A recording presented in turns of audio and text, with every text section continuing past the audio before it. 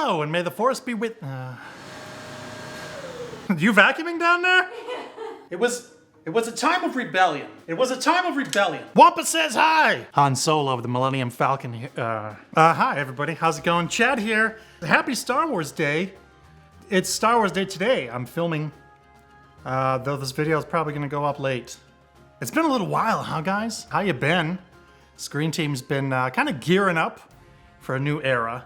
We, Angie and I have been working on some stuff, kind of behind the scenes things. We set up a whole new little green screen area. We got a few more pieces of equipment, a couple lights, and we're trying to gear up for a new run.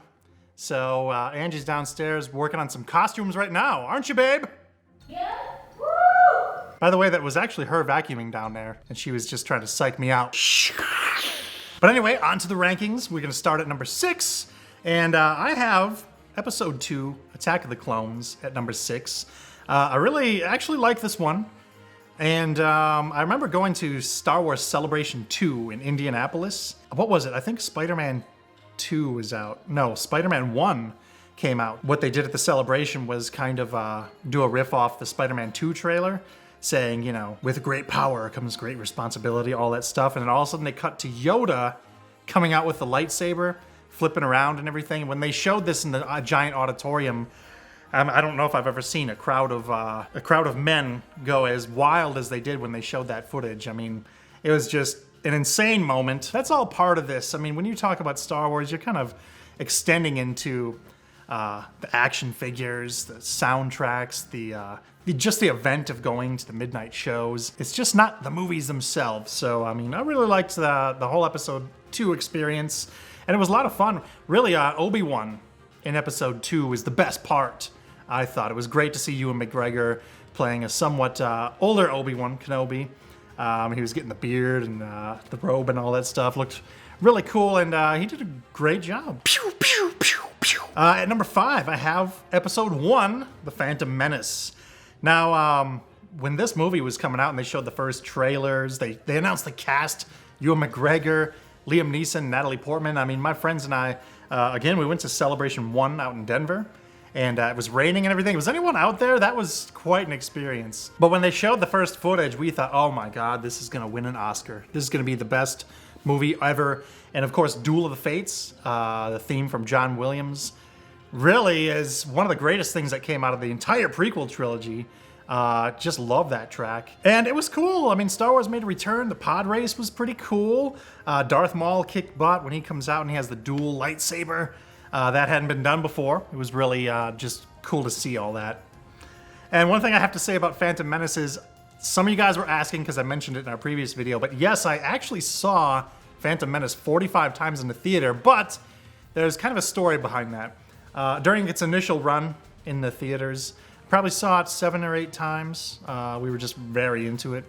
And then it went on to play at the Budget Theater for, I don't know, 4 months. It was out for an extremely long time, and it was like $2. And it was just kind of a cool, you know, bonding thing. It was just almost an excuse for us guys to get together, go out and have some laughs. All right, at number 4, I have ranked Episode 3, Revenge of the Sith. Now, Revenge of the Sith really is packed full of great ideas.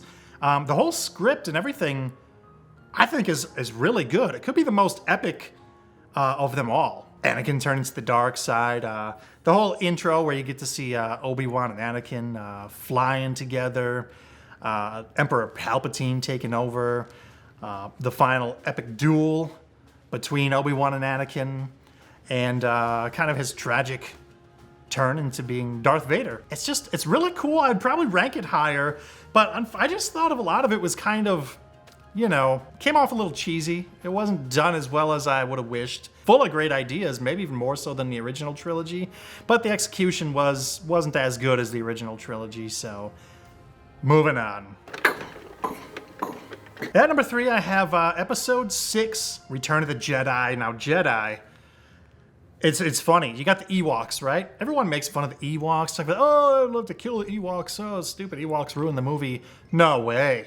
You know, before the internet, when I was younger and before the internet was around, I would just assume everybody loved the Ewoks. We grew up loving the Ewoks. We had the action figures, the little toys. Even my sister thought the Ewoks were cool. She wasn't the biggest Star Wars fan. So the Ewoks were okay in my book. But you know what? This movie has an excellent finale. You got Luke fighting his father. He knows it's his father. And Vader overturning the Emperor in the end. Lando with the Millennium Falcon flying through the Death Star under construction. And when he comes flying out at the end with the fire bursting all around him, that rocks. Han Solo and Leia all down there fighting in the forest. The speeder bike chase. Just everything was excellent. And especially for its time in 1983. With 3 giant battles going on like that, the finale, it just wasn't really being done at the time. This was just really innovative and ahead of its time. All right, my number 2 favorite Star Wars movie of all time is the original Star Wars. I just call it Star Wars. It wasn't until later that they even brought in, you know, the official title of A New Hope. Though they always had A New Hope in the opening crawl. In my mind, it's Star Wars, the very first one. And you couldn't get any bigger than this. Really, for its time, the lines, the number of people, just the cultural phenomenon was above anything even that you'll see today. Like you think a Marvel movie, Avengers is big, 1.5 billion worldwide. If you look at the domestic gross in the US, adjusted for inflation, Star Wars earned more than twice. I'm not saying that's an exact science, but it was the thing at the time. You know, I remember being a kid and seeing it. And of course, what really captured my imagination was just the magic of it all. You had this mystical kind of force thing, and Luke and his destiny, and he's staring off into the twin sunset. Just that magic. And I think this might have the best finale of them all. Han Solo swooping in to save Luke, and Luke blows up the Death Star. He hears Obi-Wan's voice, use the Force, and he just shoots. And John Williams' triumphant music at the end when they have the ceremony. Receive their medals, and that theme kicks in, and you leave the theater just feeling on top of the world. And if they can come anywhere near that in any of the new movies that'll be coming out, that'll be quite a feat. All right, so obviously there's one movie left, and this is not only my favorite Star Wars movie, but my favorite movie of all time, The Empire Strikes Back. It's really just pure movie magic. Everything about it. The sets, the colors. I just love the colors. Think of Boba Fett's suit and Han Solo's suit with Leia's kind of burgundy. I mean, just all the colors worked. Dagobah being all nice and foggy. It comes off so real looking even though it's a set. One of my favorite action sequences ever. Probably the best. The battle at Hoth with the AT-AT walkers. I mean, how classic are the AT-AT walkers? Maybe my favorite Star Wars toy. Right here. My good old snow speeder. This was actually the reproduction one they came out with eventually, but I got the original somewhere in a box. And then that goes directly from the Hoth battle into the asteroid chase with the Millennium Falcon. Han Solo's on top of his game. Really, Harrison Ford nailed, just absolutely killed every scene. He's so funny commanding the Millennium Falcon. And C-3PO just spouting off stats and never tell me the odds and that kind of thing. And I'll also say I think Empire Strikes Back is my favorite movie score of all time. They introduced Darth Vader's theme, Yoda's theme, and of course, you still got the classic Star Wars theme and everything. And of course, you can't talk about Empire without bringing up the scene where Darth Vader tells Luke that he's his father. When we were younger and we had to wait that 3 years for Jedi, nope, he's a liar.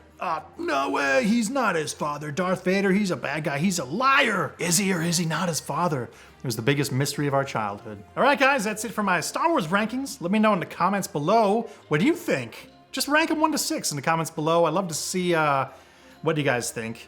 And if you haven't yet, make sure you subscribe to Screen Team Show. Angie and I will be back with a lot more videos. We're just going to be doing more music videos, maybe doing some skits and stuff. Just trying some new stuff and having fun. So thanks for watching, and we'll see you later.